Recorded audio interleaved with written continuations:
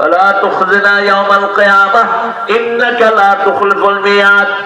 তারাহার মহিলা গাড়ি, ফুটবল মাঠ, মাঝিহট্ট, শিবগঞ্জ থেকে হাজার নরনারী আপনার কাছে ভিক্ষার হাত তুলেছি। প্রচন্ড শীতে দাঁতে মানুষ ঘর থেকে বের হয় না।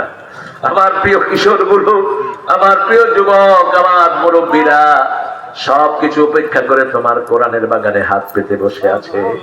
আল্লাহ সবার জীবনের গুনাহগুলো তুমি মাফ করে দাও। আল্লাহ রাব্বুল আলামিন আজকের কোরআন শোনা সহ সারা জীবনে যা ইবাদত করেছি তোমার শাহী দরবারে কবুল করো। তার হাদিয়া সমস্ত আম্বিয়া কিরামের আরওয়াহ মুবারকে পৌঁছিয়ে দাও। বিশেষ করে যেই নবীর রাহমাত সারা জীবন উম্মতি উম্মতি বলে কেঁদেছেন, সেই নবীর রওজায় সওয়াব পৌঁছিয়ে দাও। এ পর্যন্ত যত মুমিন মুমিনাত মুসলিমাত কবরে চলে গেছে, আল্লাহ 7 বছর আগে বেশ কয়েকবার এই মাঠে এসেছিলাম। তখনকার অনেক শ্রোতার এখন দুনিয়ায় জীবিত নাই। আল্লাহ যতজন কবরে চলে গেছে সবার কবরকে জান্নাতের বাগান বানাও।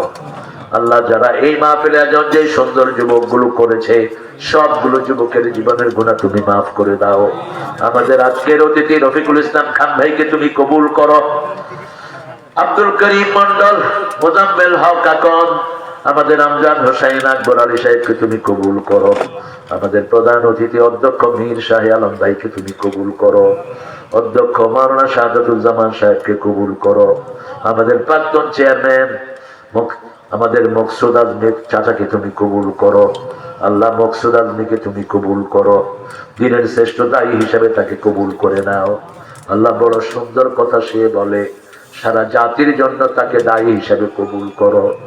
আল্লাহ আমার যত ভাই বোন এখানে হাত তুলেছেন সবাইকে মাসুম বানায়া দাও। আমার মাদেরকে মায়েশা ফাতেমার মতো কবুল করো। নিঃসন্তানের বুকটা সন্তান দিয়ে ভরে দাও। অভাবের অভাব দূর করে দাও।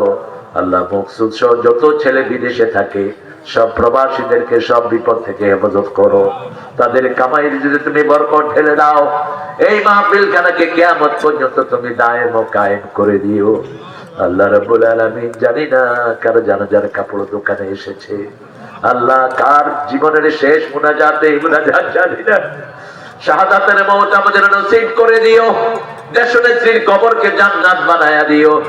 আল্লাহ হাদিকে তুমি জান্নাতুল ফেরদাউসের বাসিন্দা করে দিও। আল্লাহ বাংলাদেশের সকল যুবককে ইসলামের জন্য কবুল করো। হিন্দু বৌদ্ধ সবাইকে, খ্রিস্টান সবাইকে ইসলামের জন্য কবুল করো। আল্লাহ রাব্বুল আলামিন এই গ্রামের যত বাসিন্দা আছে সবাইকে তুমি মাফ করে দাও। এই যুবকদেরকে বারবার ইসলামের কথা উচ্চারিত করার তৌফিক দান করে দিও। আল্লাহ জানি না কোন সময় কার মৃত্যু চলে আসে, আমাদেরকে শহীদ মৃত্যু দান করে দিয়ে মৃত্যু যখন দুয়ারে আসবে জবানে জারি করে দিয়ে লা ইলাহা ইল্লাল্লাহু মুহাম্মাদুর রাসূলুল্লাহ।